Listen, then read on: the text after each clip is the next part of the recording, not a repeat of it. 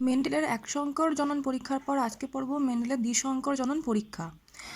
একসংকর জনন পরীক্ষা যেমন একজোড়া বিপরীত চারিত্রিক বৈশিষ্ট্যর জিন নিয়ে তিনি পরীক্ষা করেছিলেন, দ্বিসংকর জনন পরীক্ষাতে দুটি জোড়া বিপরীত চারিত্রিক বৈশিষ্ট্য সম্পন্ন একই প্রজাতিভুক্ত দুটি জীবের মধ্যে তিনি সংকরায়ন ঘটিয়ে দ্বিসংকর বা ডাইহাইব্রিড ক্রস পরীক্ষাটি করেছিলেন।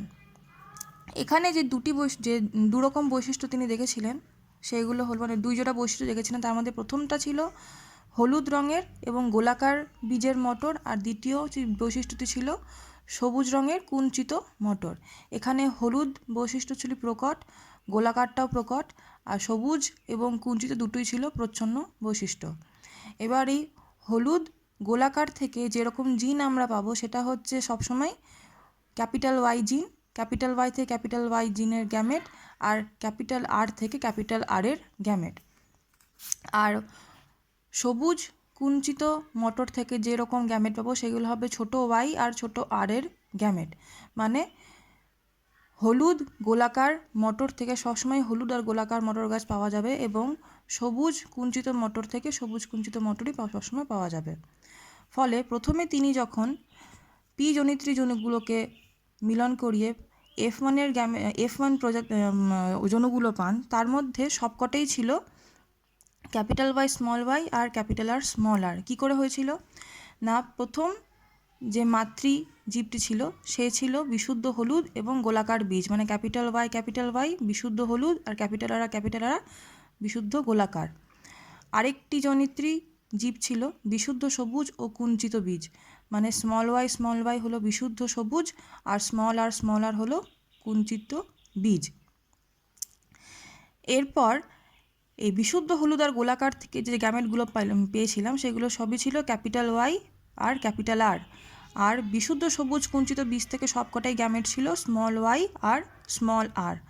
এদেরকে যখন মিলন করানো হয় তখন F1 মানে প্রথম অপত্য জনুর প্রত্যেকটি বীজ হয়েছিল বা প্রত্যেকটি গাছ হয়েছিল capital Y small Y capital R small R, মানে capital Y capital R small R. কিন্তু যেহেতু ক্যাপিটাল ওয়াইটা প্রকট আর ক্যাপিটাল আরটাও প্রকট, সেই জন্যে ওরা স্মল ওয়াই আর স্মল আরকে প্রকাশ হতে দেয়নি। ফলে সবকটি হয়েছিল ক্যাপিটাল ওয়াই মানে হলুদ, ক্যাপিটাল আর মানে গোলাকার। মানে F1 বা প্রথম অপত্যজনুর প্রত্যেকটি ছিল সংকর জাতির জীব, এবং সে সবকটি ছিল সংকর হলুদ এবং গোলাকার বীজ। এগুলোর মধ্যে যখন আবার তিনি স্বপরাগ যোগ ঘটান, তখন যে গ্যামেটগুলো আমরা পেয়েছিলাম সেইগুলো ছিল এই চার রকমের: capital Y capital R, capital Y small Y capital R আর স্মল ওয়াই স্মল আর। কীভাবে আরেকবার ভালো করে বুঝিয়ে দিচ্ছি। প্রথমে আসছে পি জনিত্রী, তার মধ্যে পি জনুতে বা জনিত্রী জনুতে ক্যাপিটাল ওয়াই ক্যাপিটাল আর আর স্মল ওয়াই স্মল আর এই দু রকমের ছিল। এখান থেকে যে আমরা গ্যামেট পাই সেই গ্যামেটটা ছিল ক্যাপিটাল ওয়াই ক্যাপিটাল আর আর স্মল ওয়াই স্মল আর। এদের মিলন ঘটিয়ে যে প্রথম F1 বা প্রথম অপত্যজনু পাওয়া যায় সে হয়েছিল capital Y capital R small R. এটা হচ্ছে F1 বা প্রথম অপত্যজনু। এরা সবাই ছিল সংকর হলুদ আর সংকর গোলাকার। এদের মধ্যে থেকে আমরা কী কী গ্যামেট পেতে পারি তাহলে? এখান থেকে চার রকমের গ্যামেট পেতে পারি। এই ক্যাপিটাল ওয়াইয়ের সঙ্গে এই ক্যাপিটাল আর, এই ক্যাপিটাল ওয়াইয়ের সঙ্গে এই ছোট আর, এই স্মল ওয়াইয়ের সঙ্গে এই ক্যাপিটাল আর, আর এই স্মল ওয়াইয়ের সঙ্গে এই স্মল আর। তাহলে এই চার রকমের গ্যামেট এখানে পাওয়া গেল। এই চার রকমের গ্যামেটের প্রথমটা হলো হলুদ গোলাকার, দুটোই প্রকট বৈশিষ্ট্য। দ্বিতীয়টি হলো হলুদ কুঞ্চিত, সবুজ গোলাকার, সবুজ কুঞ্চিত। এবার এদের মধ্যে যখন আবার স্বপরাগ যোগ ঘটানো হবে তখন F2 মানে দ্বিতীয় অপত্যজনু কীরকম পাওয়া যাবে সেটা এবার আমরা দেখব। তাহলে কী কী আমরা পেয়েছিলাম? Capital Y capital R, capital Y small Y capital R আর স্মল ওয়াই স্মল আর। এটা হলো পুং গ্যামেটগুলি। এবার আমি স্ত্রী গ্যামেটগুলো লিখব। Capital Y capital R, capital Y একই রকম হবে, small Y capital R, small Y small R. এবার এদেরকে করে কী কী পাবো আমরা? Capital Y capital R, capital R, capital Y capital R small R, capital Y small Y capital R, capital Y small Y capital R small R, capital Y capital R small R, capital Y small R, capital Y small Y capital R small R, capital Y small Y small R small R, capital Y small Y capital R small Y capital R small R, small Y capital R small Y capital R small R, capital Y small Y capital R small R, capital Y small Y small R small R, small Y capital R small R, small Y small R small আর।